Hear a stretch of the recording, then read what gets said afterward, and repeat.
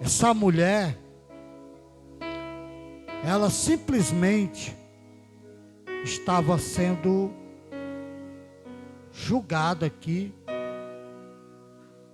pelos religiosos, pelos rabi da época, pelos escribas, pelos fariseus.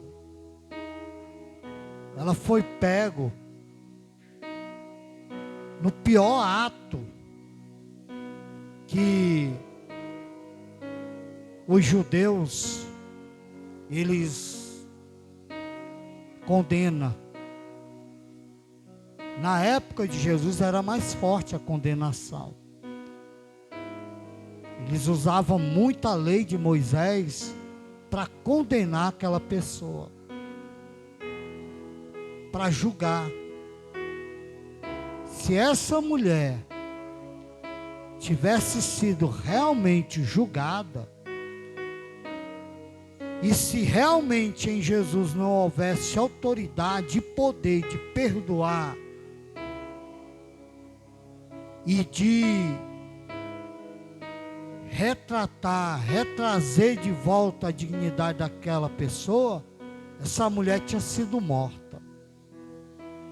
Sem piedade, ela tinha sido apedrejada até a morte. De fato, ela foi pego num ato inaceitável pela cultura judaica e pela sociedade judaica e pelos religiosos. Jesus, ele tinha esse costume de orar cedo ou passar a noite orando, e quando ele descia, ou ele ia para o templo pregar, ou ele ia para as margens dos rios pregar o evangelho. Nesse dia ele foi para o templo. Mas Jesus não foi para o templo só porque ele iria para o templo. Ele sabia que tinha algo para tratar naquele lugar. Ele tinha alguma coisa para fazer. Os passos do mestre nunca foram em vão. Eu recomendo também que nenhum passo nosso seja em vão. Andar à toa, falar à toa, orar à toa. Que a nossa vida seja realmente de compromisso. Amém, gente? De compromisso. Que a nossa, que o nosso costume seja realmente os bons costumes espirituais. Que a gente não venha perder tempo. Perder tempo em servir a Deus. Tem gente perdendo tempo, irmão, infelizmente. Tem gente perdendo tempo. Como falou aqui o Ziel, é necessário nós fazermos o reparo da nossa própria vida, em vez da gente estar procurando reparar a vida dos outros. E o que está matando os irmãos é isso, são os reparadores no nosso meio. É bíblico, é. Tem que acontecer, tem. Ninguém pode, jamais. Só que nós que temos o Espírito, nós não pode cair nessas armadilhas. Não é verdade? Nós não pode. Jamais. Tem aqueles que se ocupam em estar se preocupando com a vida dos outros. Tem aqueles que se ocupam em reparar a vida das pessoas, mas a dela ele não procura reparar. E se a gente for fazer uma análise a maioria dessas pessoas, sua vida, a maioria dessas pessoas, suas vidas não funciona. A gente, a família cristã, que era para ser a melhor família do mundo,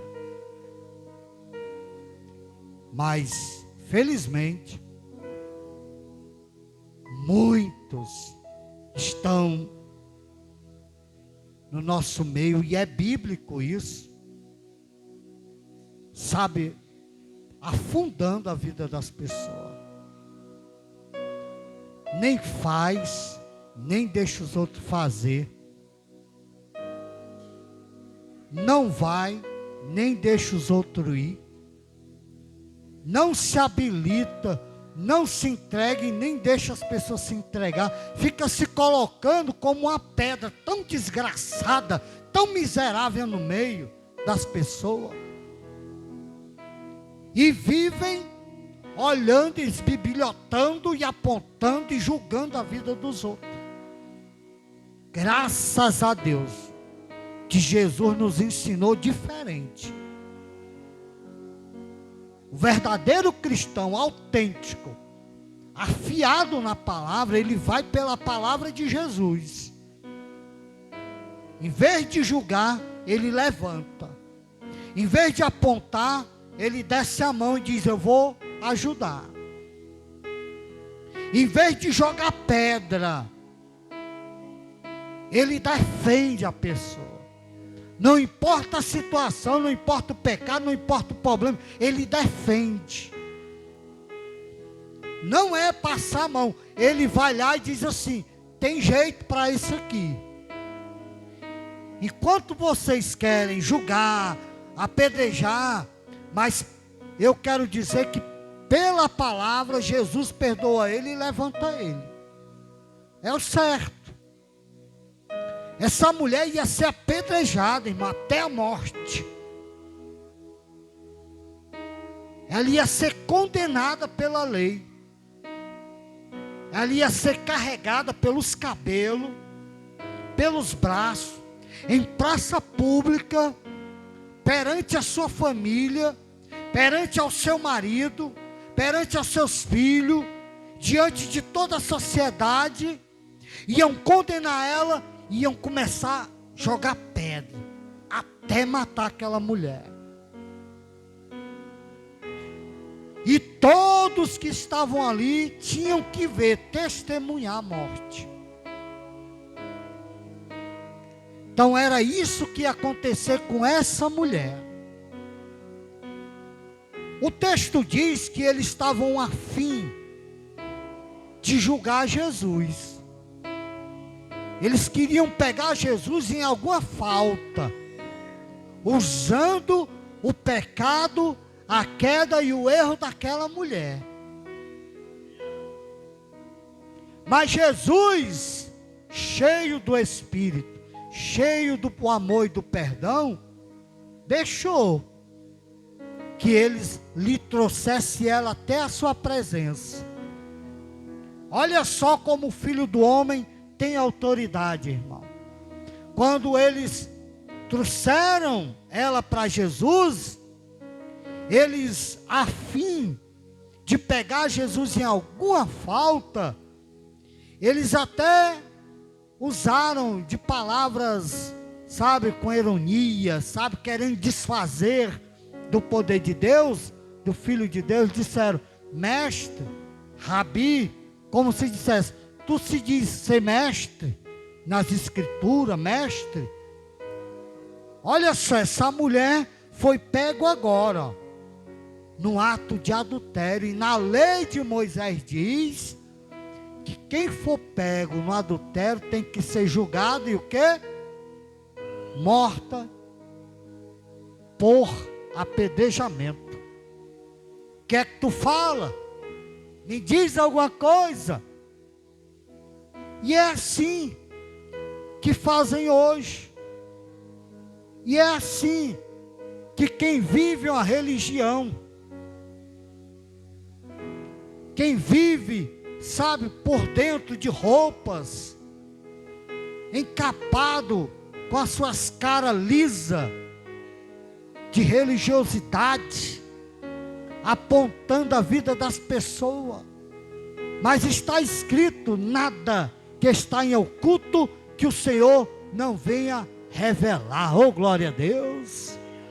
Não adianta ser apenas um religioso, eu sou crente, eu não posso isso, eu não como pimenta, eu não como alho, eu não como aquilo, eu sou religioso. Não adianta, isso não salva ninguém.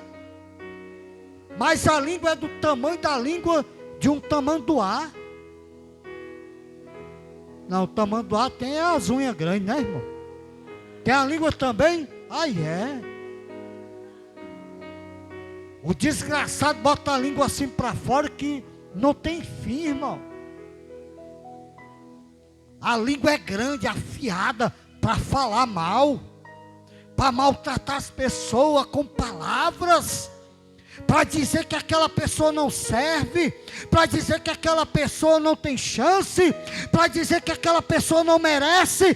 Quem somos nós para ser julgador das pessoas? Oh, glória! Se o Filho de Deus veio para libertar, para salvar aqueles que estão perdidos, e os perdidos somos nós. Oh, glória! É, irmão. Perdido era nós. Aí fica com as línguas grandes, irmão. Aquele ali não. Aquela ali não, mas é eu. Tá vendo como eu mereço? Merece nada. Merece o quê? Não, irmão. Estamos aqui pela graça, pela misericórdia. Ele olhou para mim, para nós, disse assim: ó, escolhi para mim, é vaso escolhido. Vou tomar pela mão, vou limpar, vou perdoar, vou trazer. Aí a gente se enche de Deus, e a alta confiança toma conta. Isso é perigoso quando a alta confiança toma conta. Eu acho lindo quando um irmão sobe aqui e diz assim: minhas pernas estão tremendo, as minhas canetinhas estão batendo uma na outra, eu estou nervoso. Sabe por quê? Porque a irmã Lúcia, né? Porque essa pessoa sabe que o altar é sério, sabe que as coisas de Deus é séria. E eu acho lindo quando alguém se coloca sempre, irmão, à disposição de servo. O servo nunca vai ser melhor ou maior do que o seu Senhor. Ele sempre está dizendo assim: Senhor, eu vou, eu faço, mas só se o Senhor fizer por mim. Só se o Senhor for na minha frente. Todas as vezes que eu subo um altar, seja qual for, eu vou aqui revelar o meu segredo. Eu nunca subo um altar sem antes de orar lá no começo. Eu oro lá nas paredes, boto minha cabeça lá no final. Eu oro e digo assim: Senhor, eu vou, mas não me deixe subir naquele altar só. Senhor, eu vou pregar, mas não deixe que as palavras sejam só minhas, que a inteligência seja tua, a ação seja sua, o poder venha do Senhor. Nada tenho se não vier do Senhor. Se o próprio Jesus se esvaziou de si mesmo, sim ou não, e entregou tudo ao Pai, disse: se não fosse do Pai ele nada faria. E diz para os discípulos que sem ele os discípulos nada poderiam fazer. Quem é nós sem a ação do Espírito Santo? Quem é nós sem o poder espiritual? Quem somos nós sem as armas que vêm do céu? Oh, glória! Se nós estamos aqui para a batalha, o Senhor nos confiou as suas armas. Oh, glória a Deus! Quem pode crer nisso, diga glória. Você não está só, as armas vêm do Senhor. Confie no Senhor. Essa peleja não é sua, essa peleja é do Senhor. É assim que eu faço. E eu faço a minha oração